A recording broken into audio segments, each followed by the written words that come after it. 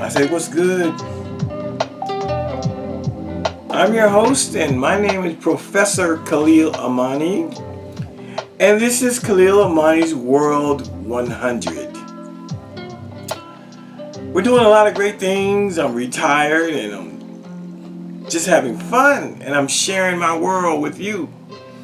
If you're a homebody and you can't get out, or scared to get out, or you ain't got no money to go nowhere, you can live vicariously through me, because I share my world. Yesterday we had the Denver Black Arts Festival. I posted, I think, 4 videos about that, so check it out. Feel free to like and subscribe and share my videos if you like. Alright, this is part 5, talking about Jesus and end time prophecies.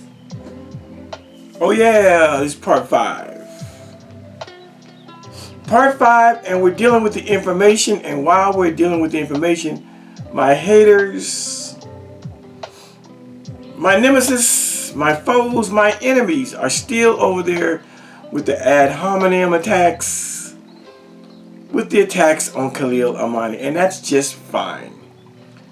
As I said, as a black Negrodamus, Nostradamus, I predict the end of all of that over there on Israel Doctrine's channel within years. Not long. Not long. So we're going to let them continue to talk about me while I talk about the Bible. Don't you find it interesting and peculiar that Israel Doctrine has been begging me for a debate, a one-on-one, to take the link and come on his channel? I'm only talking Bible. But look at the videos that he's doing versus the videos that I'm doing. He's on the attack. He wants to assassinate my character, talk crazy about me. All I'm doing is talking about the Bible. But my scathing commentary and my scathing rebuke of his style of teaching is so bad that he refuses just to go back and forth with me on the information. He's on some personal shit over there. That's when you know you got them. That's when you know you got them. Oh, let me say this about my new hat. I got it yesterday from the Black Arts Festival. What a beautiful hat. But you might have seen this hat somewhere else.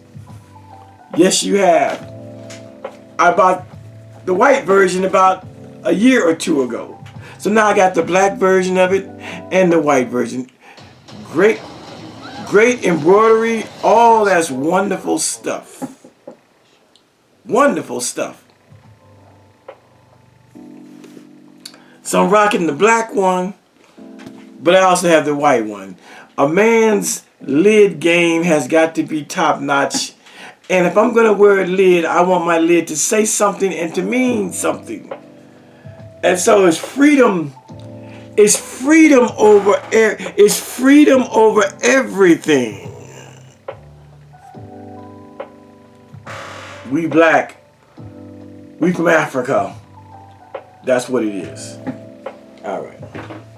Had to get that in there. But I want you all to take note that while I'm teaching the Bible, yes, I throw shots at Israel Doctrine. Yes, I do. But that's a small part of what's going on. The bigger, greater picture is that I'm teaching the Bible. I'm teaching about end time prophecy. And I'm deconstructing the bullshit that Israel Doctrine and Gwinnett Greer talk about over there. It's straight bullshit. So they're on an attack. They want my channel gone again. But I'm playing by the rules. I don't care what they say. I'm playing by the rules. I'm not trying to be so crazy disrespectful to nobody. And I'm teaching, and they don't like it. But if Israel Doctrine really wanted to see me one-on-one in the squared circle in a debate, how come he's not talking about the information that I'm talking about? He wants to go back in my past and talk crazy. And Gwinnetta and Carl, both Pizzy and Gwizzy, they are still butthurt that nobody bought into their so-called me feeding my big toe to my grandson. Nobody bought into that. See, Israel Doctrine, he thinks he can create a narrative or throw out a narrative and everyone should buy into his bullshit. He's a nasty man. And when he sees beautiful interaction between adults and children, he bastardizes it. And thus, he thinks everyone should buy into his narrative and his commentary about my big toe being in my grandson's mouth. Nobody buys it. Nobody buys it but him and Gwinnetta. And I don't believe Gwinnetta Greer really buys it. But that's the home team, so she has to play nice. And she has to, co-sign his madness. But that's what it is, Israel Doctrine.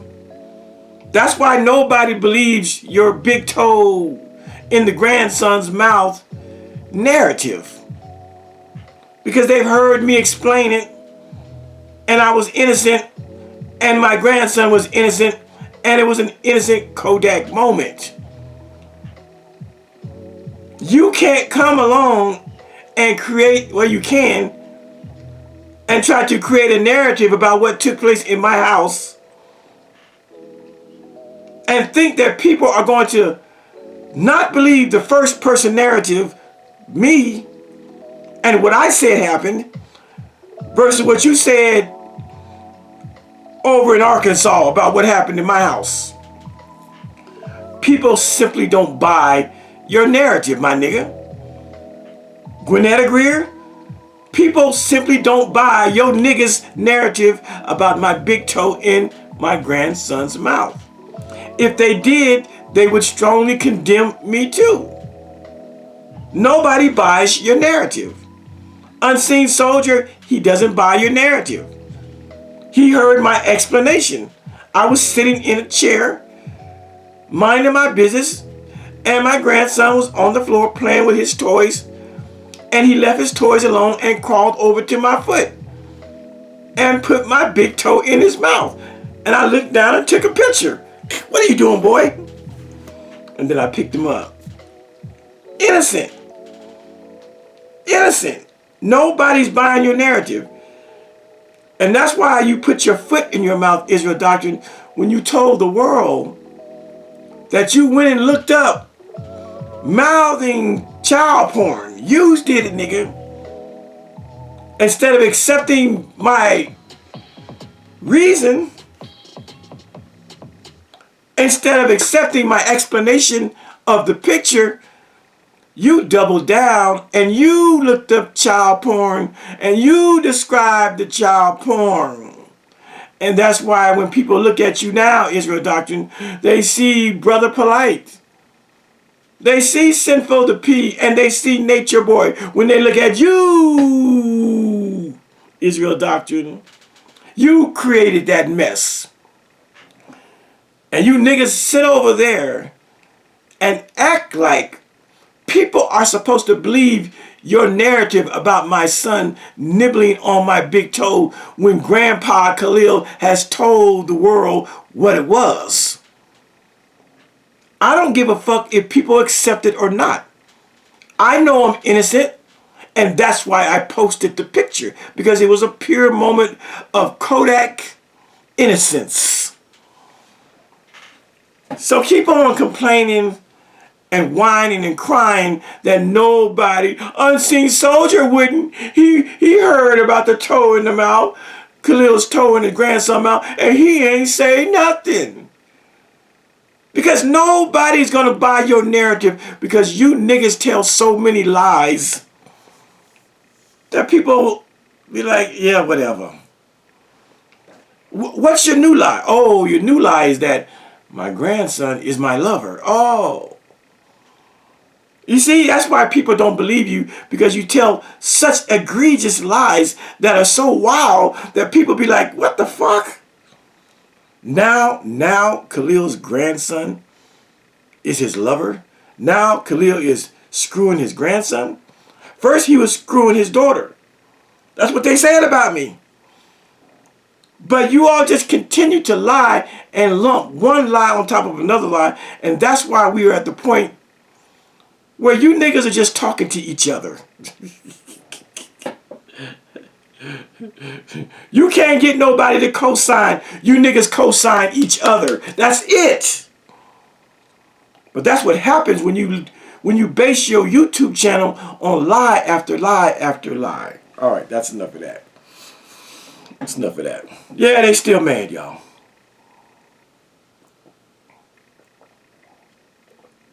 Oh, they want me off the air. Gwinnetta wants my channel gone. Oh, they want me gone. But I've learned my lessons about getting kicked off of YouTube. I don't go too far anymore.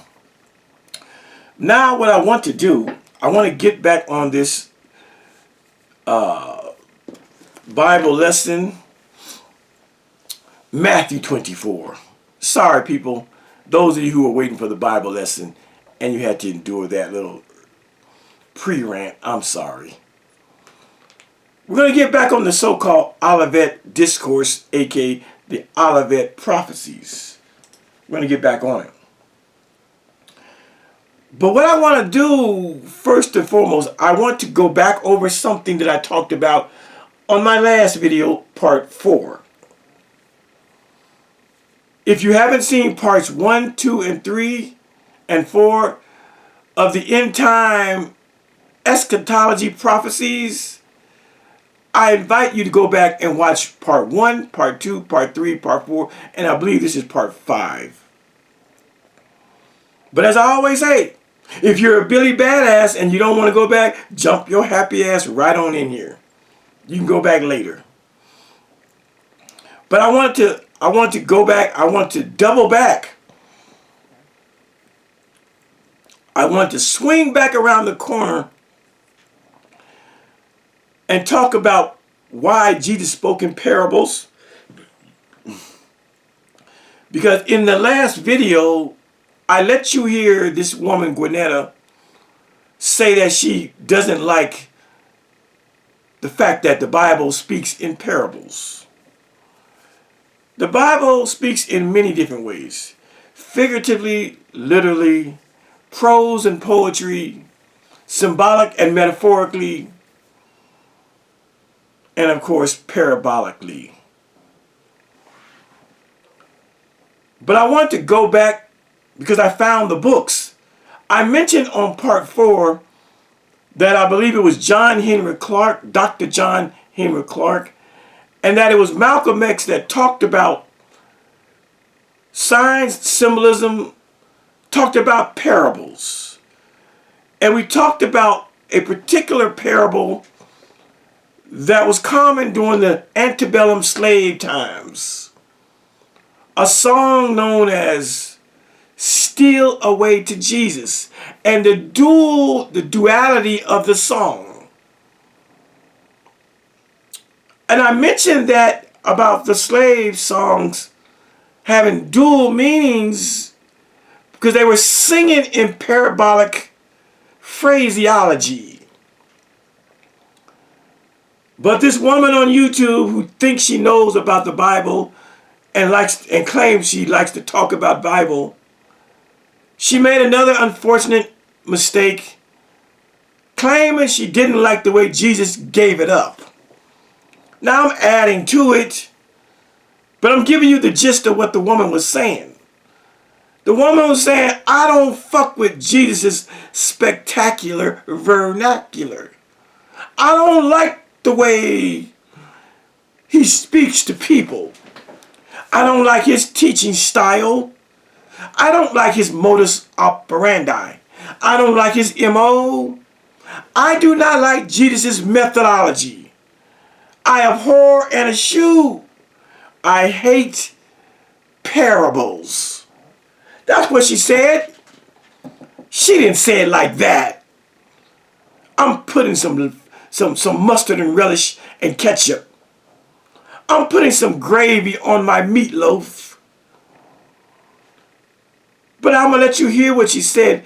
But I want to double back because I mentioned Dr. John Henry Clark and I mentioned Malcolm X. And I want to go and deal with it because I found the books. After the show, I said, I know I've read it. I know I have books on my shelf that talk about the slave ship known as Jesus. So I want to show you those receipts. But let's just start out by listening to her and Israel Doctrine have a conversation. And listen as the woman, her name is Gwinnetta, says that she doesn't like parables. Like, that is the stupidest shit ever. When you read the wonderful parables, the parable of the sower, the parable of the rich man, the parable of the 10 virgins, these are beautiful parabolic pieces of literature. The only people that don't like parables are people who are simplistic and can't see the deeper and the hidden meaning behind said parables. So listen as she says she don't like parables. You hear everything he's saying, be totally ignorant of everything he said because he spoke in parables. He sure did. Now that he ain't lying about. That is what I don't like about the Bible. Is it speaks that way throughout the whole Bible. See? Israel Doctrine says Jesus spoke in parables, and she says he sure did. But then she goes on to say, but that's what I don't like about the Bible. If you don't like something, that means you hate it. If you don't like something, that means you abhor it. If you don't like something, that means you eschew it. If you don't like something, that means you have enmity towards it. If you don't like something, that means you have a detestation against it. These are just synonyms for the word hate. Run it back one more time. As she agrees that Jesus spoke in parables, but then she says, but that's what I don't like. And she claims that parables are all through the Bible. That's not true. Run it back one more again. I said, in essence, this woman doesn't like our Lord and Savior Jesus Christ's teaching method, his speaking method, the way he interprets end time prophecies. She don't like it. And she's going to say it because she says she doesn't like parables. And Jesus was the greatest of the parabolic teachers. So openly that you can hear everything he's saying, be totally ignorant of everything he said because he spoke in parables. He sure did. Now that he ain't lying about. That is what I don't like about the Bible. Is it speaks that way throughout the whole Bible. See? That's what she doesn't like about the Bible, because she wants to Mother Goose, she wants the cat in the hat. She wants the Dr. Seuss language. She wants everything to be spelled out and made plain. But for people to understand and to really enjoy parables, you got to be a thinker. And so what she says by abstraction. What she is saying when she says she doesn't like parables is what she's saying is, I'm not a deep thinker. I don't want to look for the hidden meaning. I don't want to use my brain power to go beyond the surface to see what he's really trying to say. I want to be told, like green eggs and ham, Sam, I am. She wants it to be spelled out for her. And since she's not a deep thinker, since she's not a free thinker, and since she is not a truth seeker, she's looking for the easy road to esoteric knowledge. Esoteric knowledge is found within the parable. Esoteric means hidden. But people that aren't good thinkers, people who can't think outside the box, people who don't understand the algebraic expression, find X and X is for the unknown. People who can't think in abstraction, they say silly shit like what you just heard, wherein she doesn't like parables. Would Gwinnetta Greer stand before Jesus and tell Jesus, nigga, I don't like parables. I don't like how you spoke to those people. I don't like how you did not make it plain. I don't like how you speak in esoteric, hidden language. I don't like it. Would she say that to Jesus' face? Probably not. And going further, her nigga, Israel doctrine, he allows her to say this ignorant shit. He doesn't challenge her on why she doesn't like parables, and he doesn't explain the meaning for parables. Jesus tells us why he speaks in parables, and let me give you one scripture. I talked about it on my last video of this series. Parables are esoteric, hidden, and coded stories about things that are going to happen. Parables are esoteric messages that are for the few, not the many. Gwinnetta. Parables are not for the masses. Parables are for the few righteous and smart and intellectual men and women on earth. Parables aren't meant to be understood by the masses. And evidently, this woman, she's part of the masses. That's why she doesn't like parables. But Jesus would say, he would tell you in Matthew 13, he would tell you why he speaks in parables. And then his message is not to be understood by all people. And so we go to Matthew 13. We're talking end time prophecy. Don't get it twisted. You see, Matthew 13, the parable of the sower. We're not going to read it all, but I want to show you what he says. Because the disciples actually asked, why do you speak to us in parables? Verse 10.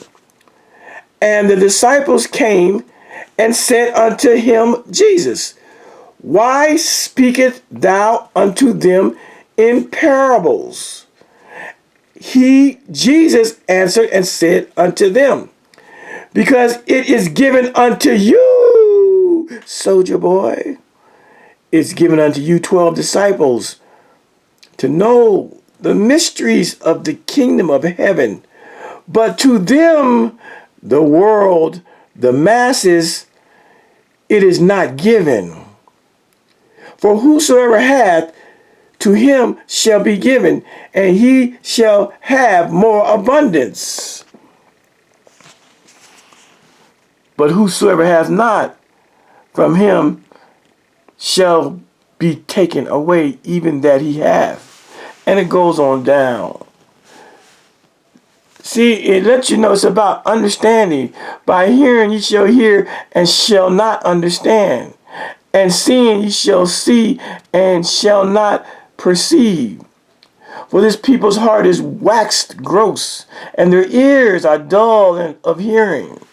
Goes on and on and on. But blessed are your eyes, for they see, and your ears, for they hear.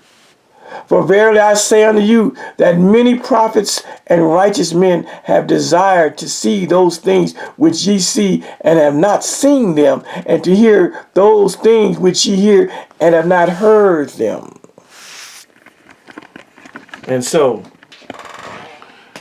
just like Gwinnett Greer's conundrum,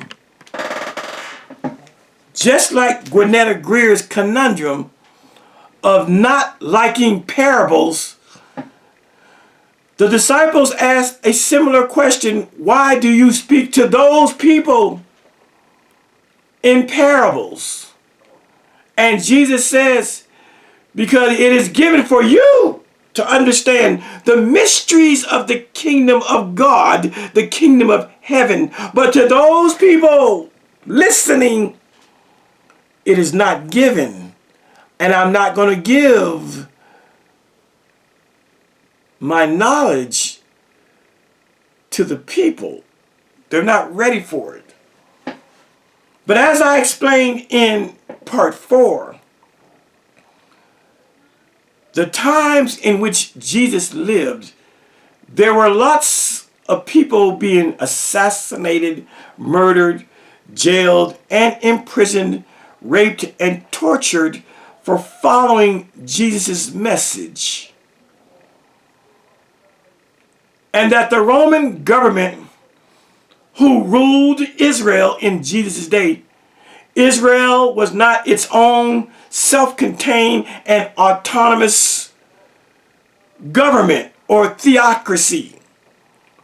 Israel, the land of Israel, was ruled by the Romans, by the Roman Gentiles. And since the birth of Jesus, they had been on the lookout for the so-called promised Messiah, promised deliverer, promised Savior, and promised anointed one, the promised Mashiach. Since the time of Jesus, since his birth. And when Jesus came of age to start teaching his ministry at age 30, he was fully aware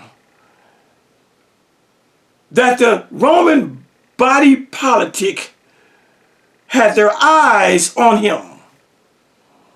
He was fully aware that at any moment, the Roman guards, the Roman army could bum rush his house and lead him away captive. And so when he talked publicly and openly on many occasions, instead of talking in Dr. Seuss, green eggs and ham, Sam I am type of language that Gwinnetta, this woman you just heard, that's the language she prefers. Because he was aware of his surroundings, because he was aware of his impending assassination, execution, he had to taper his conversation in the open. He was fully aware that there were any number of little messiahs running around the countryside of Judea and Galilee and Nazareth in Israel. He wasn't the only one. Jesus was not the only self-proclaimed Messiah. There were many of them. And Jesus watched as one by one the Roman government rounded up these would-be messiahs, these would-be kings of Israel, these would-be deliverers of the Jewish people. This is what people like Gwinnetta don't understand. The sign of the times in which Jesus lived. And when you don't understand the sign of the times, you say stupid shit.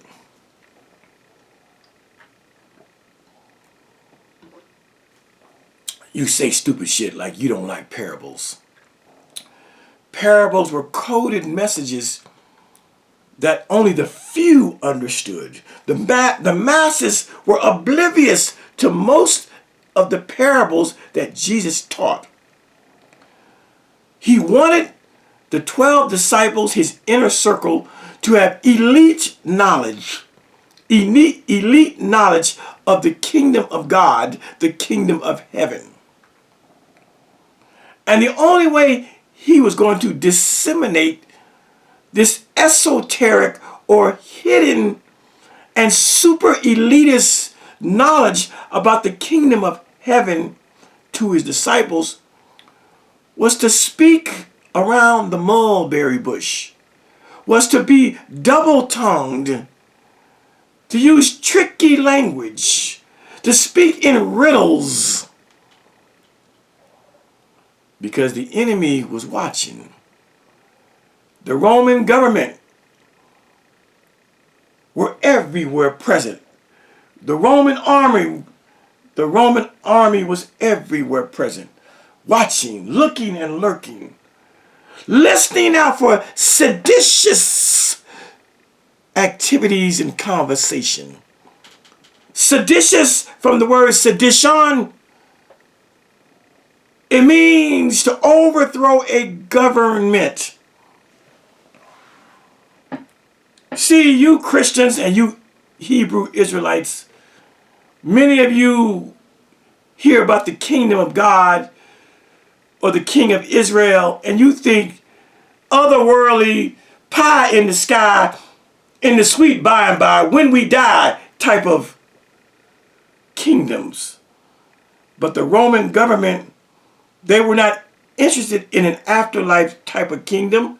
They were interested in a Jewish, a Hebrew, an Israelite leader who could round up the Jewish body politic, someone with messianic capabilities. They were looking for the expected Messiah, someone that could speak to the Israelites and make them pick up arms, weapons, and expel the Romans out of the Holy Land. That's who Rome was looking for. That type of king of Israel. Motherfuck a king of Israel in heaven. That's who they were looking for. They were looking for an earthly, physical king that would sit on the throne of David and rule Israel. Someone who's spectacular vernacular. Someone who had the gift of gab. Someone with that je ne sais quoi. That's something about that person that we can't quite put our finger on. That's who they were looking for. Someone who could stir the masses. Someone that could unite the Pharisees, the Sadducees, the scribes, the Sanhedrin, the Essenes. Someone who had the power. The Zealot movement, someone who could speak to all of the various Jewish or Hebrew or Israelite factions and put them under one umbrella and rally the troops to expel Rome from Israel. This is what this woman doesn't know. And so in his communication, since there was no internet and cell phones and telephones and tell a nigga. That's all they had was tell a nigga. He had to speak in coded language. Now, enter Malcolm X. Enter Malcolm X. I talked about it, but I could not find the books on my shelf when I talked about it because it just kind of came up as I was lecturing and I didn't want to take too much time. But I found the books. Just like Jesus spoke in parables, just like Jesus used cryptic phraseology like the abomination of desolation spoken of by Daniel the prophet. These are very cryptic and obscure phrases because he did not want the Roman government in his business. He did not want to be captured and taken to jail and executed before his appointed time. We even have Jesus telling his disciples and asking them, who do you say I am? Some say you're John the Baptist. Some say you're Elijah or one of the other prophets. He kept them guessing. But he gave them a commandment. Go and tell no one who I am, for mine hour is not yet come. Keep your motherfucking mouths closed. It's not time for Rome to know who I really am. So I'm going to speak to you in parables. I'm going to use symbols and signs. I'm going to speak in metaphors and similes. I'm going to speak in poetic language. Every now and then, I might give you some straight up duck, duck, goose in your face type of conversation. But when I'm in these streets, I will be speaking parabolically in parables. Because the government is watching. Because the government of Rome is listening for a seditious conversation. Conversation that involves the overthrowing of the Roman regime. That's why he spoke in parables. Similarly, now to Malcolm X. I mentioned on my last part, even the slaves in America, 1500s, 1600s, 1700s, 1800s, the 1900s, even the slaves had parabolic songs that they sang. Even the slaves spoke and sang in parables. And the greatest example of that is the old Negro spiritual, Steal Away to Jesus. If you've never heard it, you should go listen to it. I have it here on the screen, but I'm not so sure I'll just show it to you. It was called Steal Away to Jesus. I won't play it because I'll probably be not copyright, but you know. Steal away, steal away. Steal away to Jesus. Steal away home. I ain't got long to stay here. My Lord, he calls me by the thunder. The trumpet sounds within my soul. I ain't got long to stay here. That's the first verse. It's called Steal Away to Jesus. Spiritual lyrics, okay? Now, if you know anything about American slavery, if you know anything about the African captive, the slave, and his quest for freedom, you know there was always uprisings and slave rebellions. The greatest being that of Nat Turner, who in 1831, I believe it was, went through the countryside and killed over 60 white people in an effort to get free. But like Jesus had the parables that he spoke in because the Romans were listening for seditious conversation on overthrowing their government, so it was in good old America that the slaves had parable songs that they sang that had a dual meaning. And so if you were the slave master listening to a bunch of field hand slaves out there in the backwoods of Georgia and Alabama in the cotton fields before the invention of Eli Whitney's cotton gin, and you heard these African captives, these African slaves singing in unison, "Steal away, steal away, steal away to Jesus. I ain't got long to stay here. My Lord, he calls me."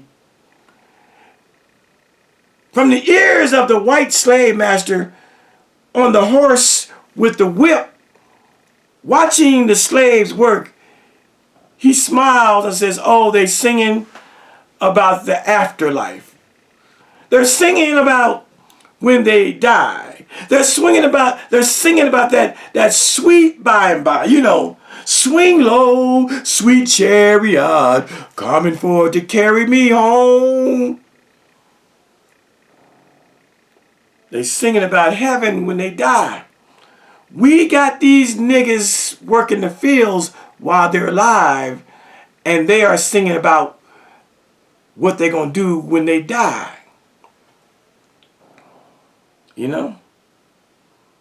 I'm going to go to that great getting up morning when all God's children going to sit right down. The pie in the sky, in the sweet by and by, when we's die. That's what the slave master heard when he heard songs like "Steal Away to Jesus." But people like El Hajj Malik El Shabazz, Malcolm X, and people like the Honorable, the late great Dr. John Henry Clark would let us know that slave songs like "Steal Away to Jesus" had a dual meaning, that the slaves weren't talking about stealing away to some Jesus in heaven, a pie in the sky, in the sweet by and by when days dies. That there was a second meaning to the song "Steal Away to Jesus." And that was, they heard, they knew that it was a slave ship that was called Jesus that brought their foreparents or brought them to the shores of America. And so the dual meaning was not just waiting on heaven. The dual meaning, the parable, as Jesus spoke parables, the parable of the slave was, I want to steal away in the midnight hour.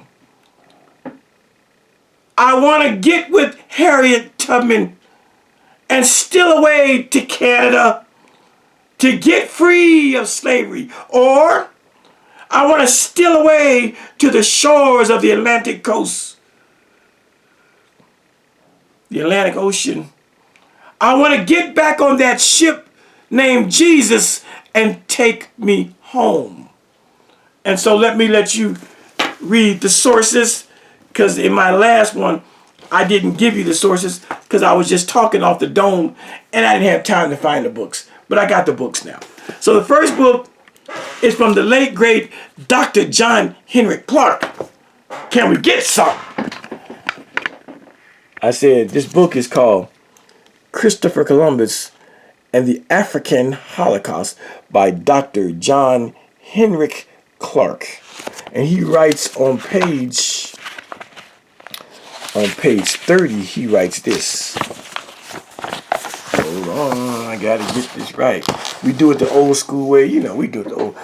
I could pull this on a PDF. I like to use the book. So right here in the yellow, let's start here. That child was Elizabeth I. Some called her the alleged Virgin Queen of England. We won't discuss that any further.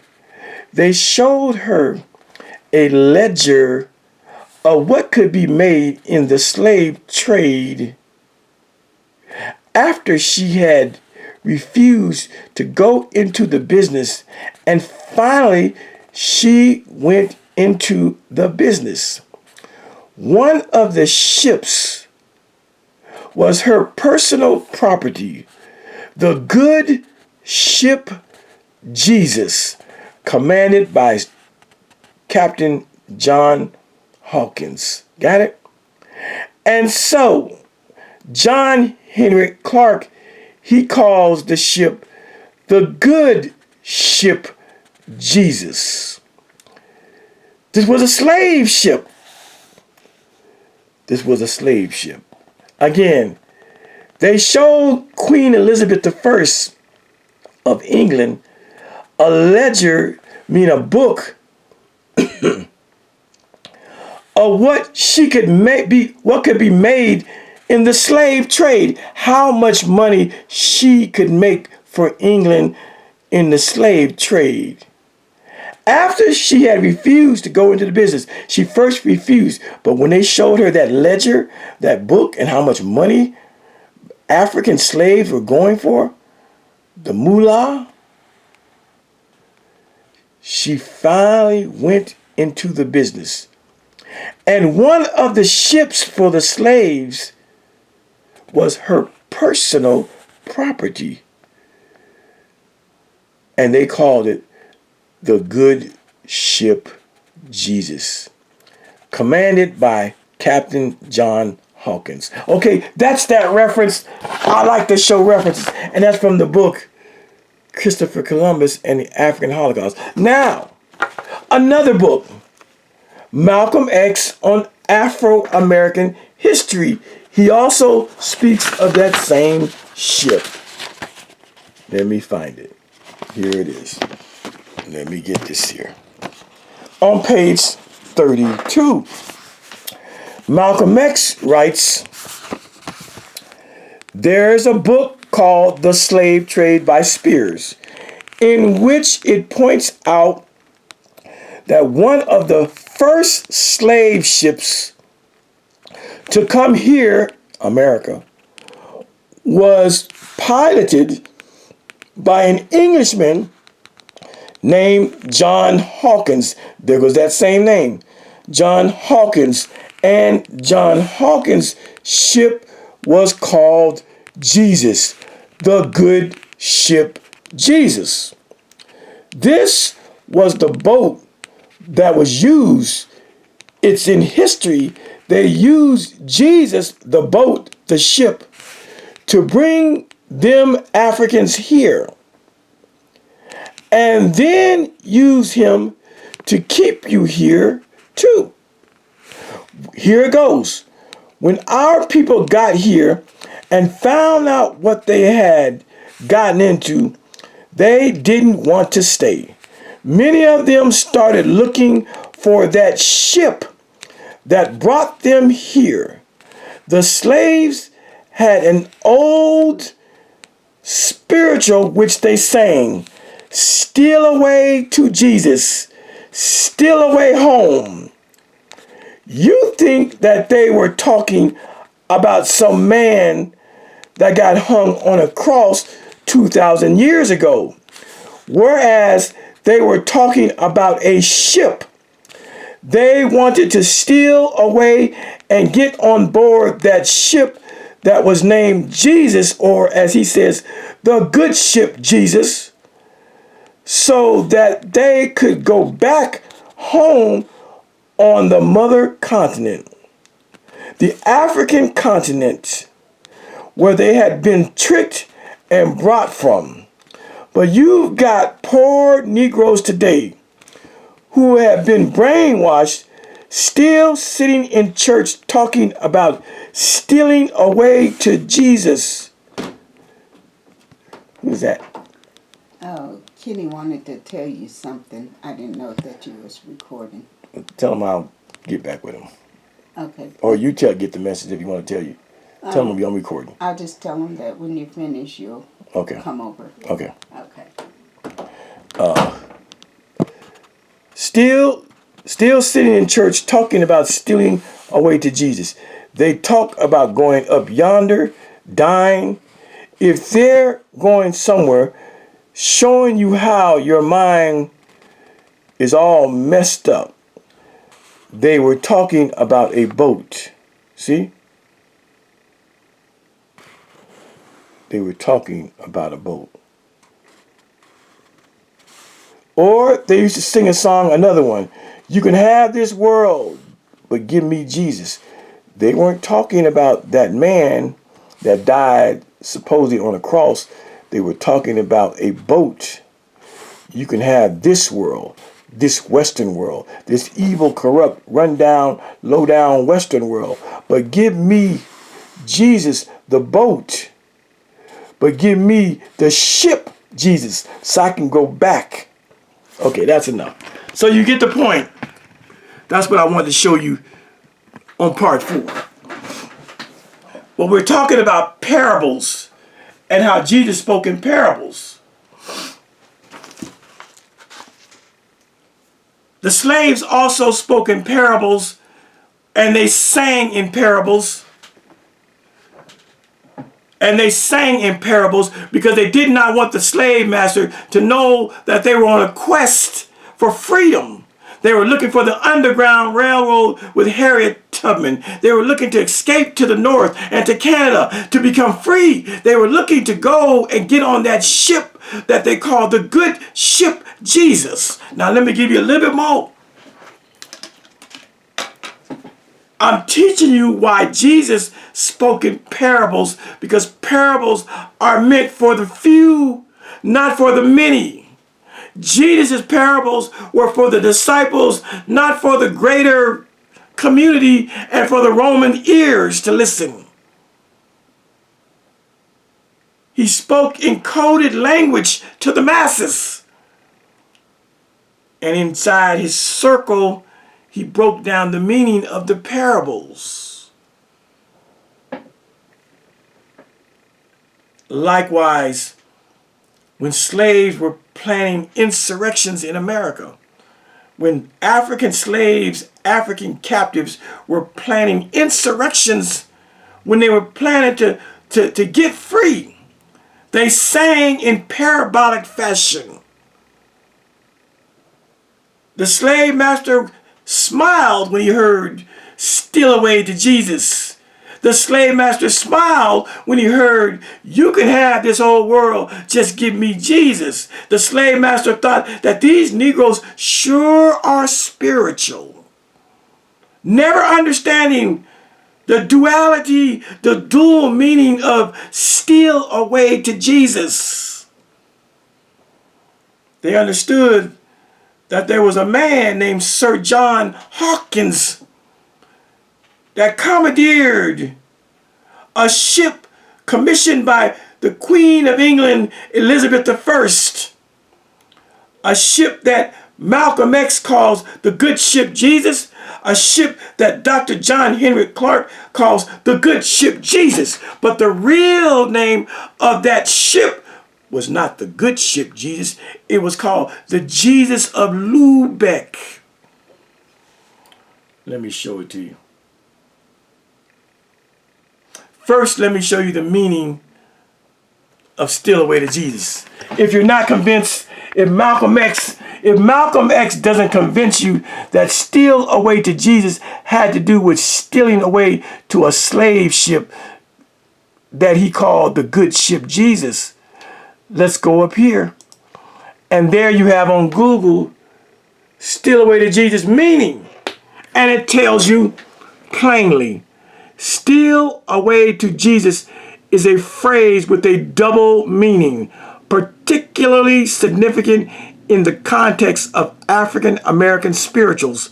On the surface, it refers to the religious concept of finding solace and salvation in Jesus, often associated with death and entering heaven. However, in the era of slavery, it also served as a coded message for escaping freedom via the Underground Railroad. You got it? And so Google lets you know that steal away to Jesus could mean spiritual closeness with Jesus in heaven, but it also had a coded message about getting free, whether it's on the ship or whether it's going north via the Underground Railroad that Harriet Tubman founded. See right here? Coded message for escape. Steal away to Jesus is a coded message for escape. I said steal away to Jesus was a coded message for escape. It was a parable. It was a hymnal. It was a Negroid spiritual parable. A coded message for escape. In the context of the Underground Railroad, steal away implied a clandestine departure, a secret plan to escape to freedom. The term Jesus could represent the North, Canada, or any place of refuge, including the slave ship that Malcolm X talked about and Dr. John Henry Clark talked about. The good ship Jesus. That's a place of refuge, symbolizing a safe haven from slavery. Now, let me show you the real name of the ship. Here it is right here. All you gotta do is go to Google. It's all there. The Jesus of Lubeck was a 16th century English ship initially built as a cargo vessel in Lubeck, Germany. It became infamous for its role. The 16th century English ship initially built as a cargo vessel in Lubeck, Germany. How are you just going to turn on? That's my phone. Crazy stuff happens. Okay. It was, let's start over. The Jesus of Lubeck was a 16th century English ship initially built as a cargo vessel in Lubeck, Germany. It became infamous for its role in the transatlantic slave trade under the command of John Hawkins. Queen Elizabeth I chartered the ship to Hawkins, who used it for multiple voyages to West Africa and the West Indies, participating in the enslavement and transport of Africans. The ship's involvement in the slave trade highlights a dark chapter in English maritime history and the broader transatlantic slave trade. See, that's right there. And then you can go to Google. After Google, we go down to Wikipedia. Let's click on that. And so there it is again. So the so-called good ship Jesus that Malcolm X spoke about, the so-called good ship Jesus that Dr. John Henry Clark spoke about, it was actually called the Jesus of Lubeck. See? And you have the same stuff right there. Around 1540, the ship, which had mostly been used for representative purposes, was acquired by Henry VIII, King of England, and augmented to his fleet. And we go on down. In slaving vessel, people. In 1563, Jesus of Lubeck was chartered to a group of merchants by Queen Elizabeth I, becoming involved in the Atlantic slave trade and smuggling under John Hawkins, who organized 4 slave voyages to West Africa and the West Indies between 1562 and 1568. Got it? And it just goes on and tells you a little bit more. During the last voyage, Jesus of Lubeck, along with several other English ships, encountered a Spanish fleet of San Juan de Ulna. Jesus was disabled and captured by the Spanish forces.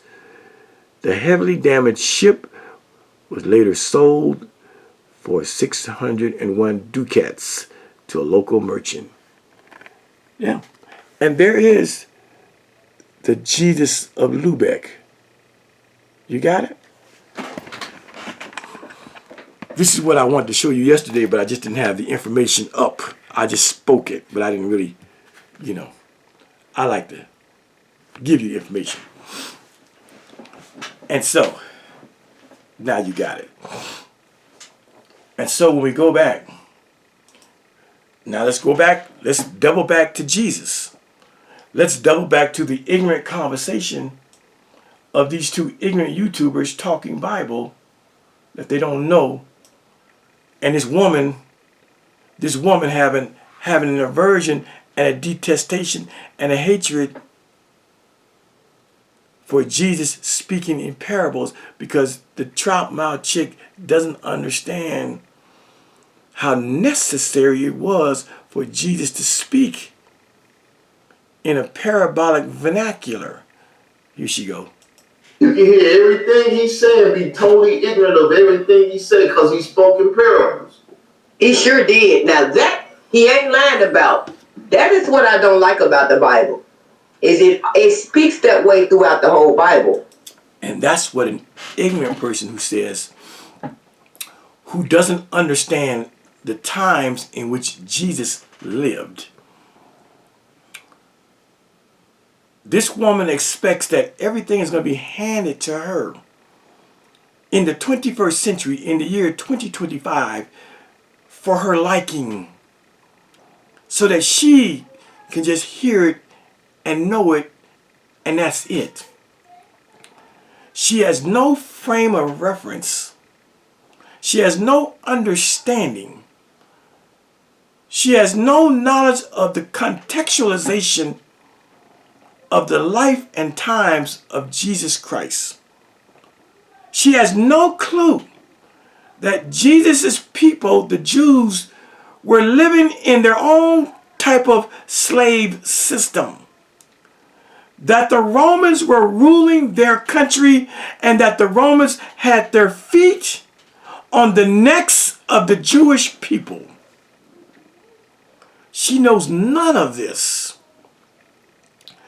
So in her YouTube ignorance, she comes on and says she doesn't like parables without asking or wanting to understand why it was necessary for Jesus to speak in such type of language known as parables.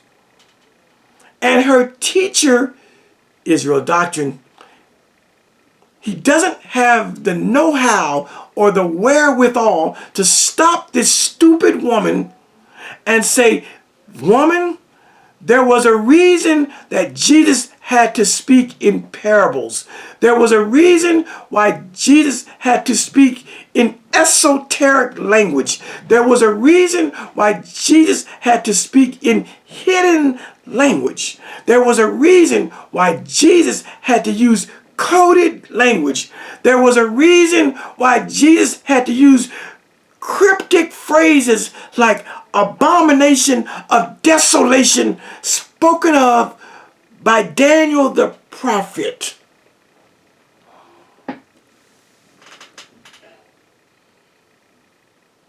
this woman has no clue that Jesus was being monitored by a first century FBI.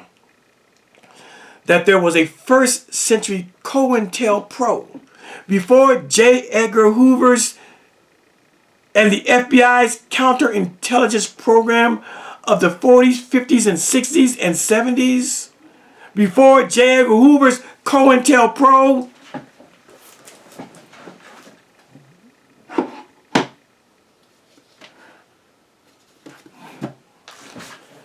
before this COINTELPRO papers, before the FBI's counterintelligence program, see, I got the books. I can tie it all together. Hey, we going to the movies? Yep. What time is it? Let's see. Oh, we got to go in like a few more minutes. So I need you to go. You got your stuff together? Yeah. Go get your, put some socks on, some shoes on, and we're leaving in 20 minutes. Okay. We're going to see Superman. Yay! All right, go get it. I'll be out in about 10 minutes. Okay. Yes, movie time. Yes. I already bought the tickets. All right. That's how we give it up over here. But before the 20th century counterintelligence program that we call COINTELPRO, there was a first century COINTELPRO going on. The Romans had their own FBI. The Romans had their own CIA. The Romans had their own lackeys and stoolies and puppets and Uncle Toms and Aunt Jemimas and Benedict Arnolds and lackeys and satraps and doughboys and government informants. Watching Jesus' every move and watching Jesus' every fucking piece of language. Israel doctrine, he couldn't give her that. And so she remains dumb. She remains biblically and historically and religio-historically ignorant. That's why I don't like it. Who gives a fuck what you like, you stupid, ignorant woman? You're living in America in the 21st century. The life of luxury. These people weren't. These people weren't. Ignorant of everything he said because he spoke in parables. He sure did. Now that he ain't lying about. That is what I don't like about the Bible. Is it speaks that way throughout the whole Bible. And people that say that, people who don't like parables, are people who don't like to think deep.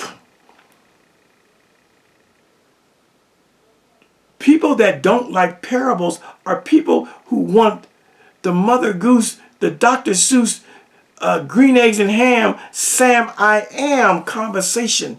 They want the shit spelled out. I'm going to end this one because I got to go. But as I told you, there was a reason for Jesus speaking in parables, especially about the end of the world and his coming kingdom. What's wrong with this woman? It's one thing that not to know and want to know. But to be loud and wrong, and to have a teacher that's quiet and wrong. But they want to engage these types of conversations on YouTube for you and I without having done the homework and the studies about end-time prophecy. And so I wanted to go back on this one and show that just like Jesus spoke in parables so that the Roman government would not understand his moves, his thought processes, and what have you, and what not, so it was with American slavery, with those antebellum Negro spirituals like Steal Away to Jesus, where the white slave master thought they were singing about seeing Jesus in the sky, in heaven, when they really were talking about stealing away and joining people like Harriet Tubman and getting free in the North or in Canada, or stealing away to that ship that Malcolm X called the good ship Jesus, that Dr. John Henry Clark called the good ship Jesus, that history calls the Jesus of Lubeck, according to Google and Wikipedia. It's a dual meaning. And so the Negro spirituals of the antebellum South in slavery, they were singing in parabolic form. Their spirituals were parables, not to be understood by the masses, just like Jesus' parables were not meant to be understood by the masses. Jesus' parables were meant to be understood by the few close associates, the disciples. And the slave in America's parables were meant to be understood as they sang them by the few, not the masses, and not the body politic of American governance. That's all I want to say. I wanted to follow up on that last video. We teach over here. We present books over here. We really do that. I don't just tell you what I think. I give you the backstory, sources, and information about what I say. In the meantime, let Israel Doctrine and Gwinnett Greer continue the slander campaign against me, my wife, my daughter, my son, my mother. Let them continue. And you have never heard me speak bad about their families, dead or alive. And I will not. Because I'm on the high road while they're on the low road. When you have no information, when you can't dispute my information, all you can do is whine and complain that I'm chasing your information, that I'm stalking you. Nobody thinks I'm stalking you all. Just like nobody thinks that I was doing something crazy with my big toe in my grandson's mouth. No, nobody thinks that. You niggas are just weirdos. All you have is each other to bounce off each other's lies. You can't get nobody to co-sign your big toe theory. Give it up, my nigga. You've been talking about it for 2 years and it ain't stuck. You done thrown that big toe argument on the wall 1,000 times and that motherfucker won't stick. You can't find a YouTuber that's going to attack me for that innocent Kodak moment which I fully explained. You can't find the YouTuber. Just you two niggas. Like you niggas are playing handball.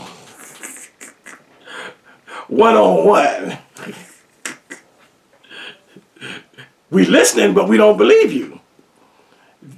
They're listening, but they don't believe you, my nigga. It is what it is. All right, y'all. I love you all for a better world. I'm about to take my grandson to see Superman. It's a grandfather-grandson date day. Yippee! Talk to y'all later. Peace.